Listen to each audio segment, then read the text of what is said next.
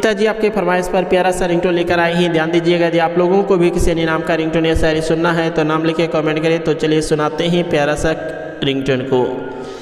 सुनीता जी आपका ध्यान कहाँ है?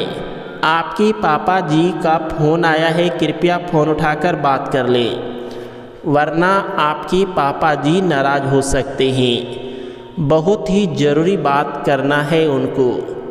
सुनीता जी अगर सुन पा रहे हैं तो थोड़ा सा समय निकालिए और बात कर ले, प्लीज़ पिक द फ़ोन।